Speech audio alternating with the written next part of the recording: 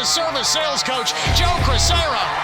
Welcome to the Service MVP Podcast, the show that helps home service professionals master high-value sales, build stronger client relationships, and grow their business like never before. Join industry experts as they share real strategies that drive results. If you're ready to level up your service game, you're in the right place. Let's get started. It's the Service MVP Podcast. Yeah, I think there's there's a lot of, even going back as far as, for our era, like Dale Carnegie training and things like that, on how to connect with people and how to find a meaningful relationship with people. And Yes. I think everybody who's successful knows that it's the people in your life. Who's that said, show me your friends and I'll show you your future. I think there's there's That's definitely true. there's a truth to that. Lee, tell us a little bit about how does somebody in that first meeting? I do agree that first meeting you can create this halo effect, I call it. Yeah. Tell us a little bit more about some of the dive into this a little bit more about Yeah. whether it's chapter 5 and the emotional, because I really believe in that emotional intelligence and that part of it there. You want to, Yeah. wherever you want to start with that, but give us an idea what that looks like for the average person who is just listening to this for the first time. So you mentioned chapter 5, so let's jump into it. It's on empathetic expertise. It's how to engage emotion when selling. Mhm. Now, Joe, I'm going to go out on a limb here. There's an expression I'm going to share with you, and I'm going to guess you've heard it 4 million times. You ready? Let's go.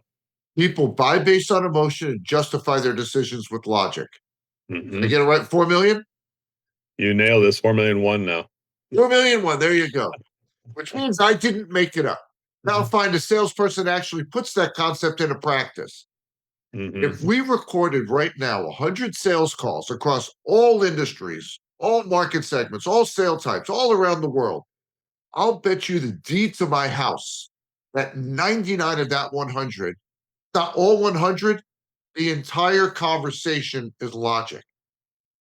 And so I used to scratch my head on this, Joe. I'd go, wait a minute. Every salesperson on the planet has heard people buy based on emotion, justify their decisions with logic, but no one does it. Why is that? So I finally had this epiphany. I have 2 sons that played college baseball. And I remember when they were first learning the game as little kids, the coaches would say, now the name of the game is hit home runs. And they'd say, Mm. got it, hit home runs. Well, that didn't happen until someone taught them how to hit home runs. Mhm. Nothing changed in their game until they were taught. So the epiphany I had is that we preach to salespeople. People buy based on emotion, justify their decisions with logic, but we haven't taught them how to do it. So nothing changed. Mm. In this chapter, I teach you how to engage emotions in a meaningful way to energize your deal. See, if you're only having logic conversations, your deal has no life to it. Good chance it's going to fizzle out. But when you engage emotion, it changes the entire experience. Now you can almost feel a tangible energy for your deal. I'll give you an example, Joe. Mm. So a question we might ask someone is, what's the biggest challenge you face in your business today? It would be a logic question, right? A fact-based question, and they're going to give us some information as a result. But Joe, what if we ask the question this way? What's the biggest thing, that thing that has you pulling your hair out? They say, I got to get this fixed now. What is that issue? And I'll Mhm. bet you felt that, Joe. Even though this was hypothetical, we're just having a conversation. Yeah, But you because felt that, didn't you? you're using plain language. It doesn't sound like you're reading from uh, Yeah. it doesn't sound like you're reading from some kind of a checklist or whatever. Like, it sounds like the first question sounded like a checklist.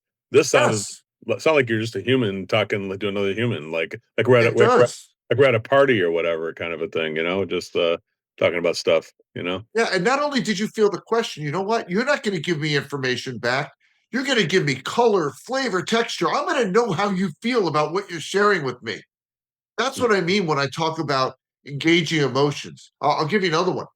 There's a Sure. chapter in the book based on something. You mentioned sales contrarian, something salespeople have been taught, which is you present features and benefits. Like that's what you do during the first meeting. Hmm. So the title of that chapter is Features, Benefits, and Boredom. See, that's what you do when you want to put people to sleep, Yeah, it's true. I get that. right? Mhm. See, here's what we're up against. So you're familiar with the name Herman Ebbinghaus? Yeah. Have you Yeah. ever heard that name? Mhm. He was a researcher in the late 1800s, and he developed what's known as the forgetting curve, and it's still valid today. And what he found is that people forget 50% of what they learned within 24 hours and remember less than 10% a week later. So if you have a 1 hour meeting, 1 hour first meeting, a week later, they remember about 6 minutes of it. Ouch. Hurts. That That does. hurts, right? All the hot air, and that's all you get out of it. That's crazy. Right, right. But here's the thing. Other studies have since been done that says if you want to increase memory retention, share stories with the Mhm. facts embedded in them.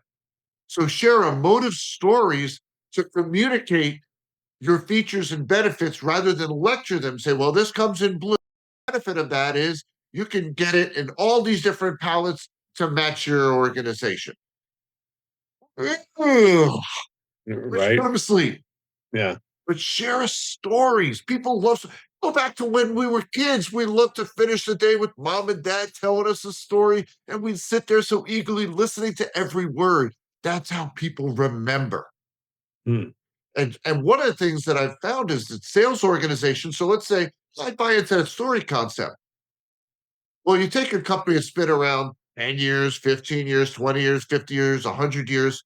They've got all these stories of new clients that they've brought in, how they came to be, the challenges they had, the competitor they were with, all of these different things. But if I got hired today, how do I learn those stories? Mm. I'm stuck talking about features and benefits because you don't have a deal pursuit story portfolio. And I talk about this in the book as well. Sales leaders listening to this, you need to capture those historical stories in a meaningful way. And I lay out the framework to do that in the book and create a segment of your sales playbook that has these stories so that when you bring me on today, I can learn them, I can share them, just like the people from 20 years ago who brought in those deals. Mm. That is amazing. I think that's such a great thing, and I've said, the library of stories and everything we do. It's like you're letting people experience it, and experience not just the thing that happened, but the element that man, you're inviting people to give empathy toward the story, whether it's empathy of like, man, that must have been terrible, or oh, I don't want that to happen to me, or man, that Right. sounds like he really solved the problem. That sounded great. Like in a way, you're kind of getting that evoking, the continued participation of the person. How does that help with that part of it there when you share a story? I think automatically they think I thought I have a story like that too, and they kind of want to share it back in a way. Does that make sense, Lee? Yeah, you'll get that. And the other thing is it's really helpful when I feel like I'm not the only one struggling to figure this out. My peers are struggling with this too. Oh, by the way, this company helped them address it. Gives me a lot of confidence in them. So on the one hand, now I don't feel, getting back to this emotional part, I don't feel like I'm all by myself here. And I'm also experiencing confidence because you've addressed this issue for others who sat in the same seat. Mm. So let's talk a little bit more about this whole empathetic expertise thing. So Yeah. my favorite all-time television show is Law and Order. Not all the spin-offs, but the original one. And it came back a few years ago as a reboot. And I was watching this episode, and the prosecutor was very frustrated with a case. He felt like he had all the facts to win it, but he could see the jury wasn't with him. So he goes to the district attorney, he takes him through his case, and he says, the problem with your case is it's all fact, no heart, and the jury isn't buying it. All logic, no emotion, and the jury isn't buying it. So you go, oh, interesting. So attorneys are using emotion to affect jury decisions.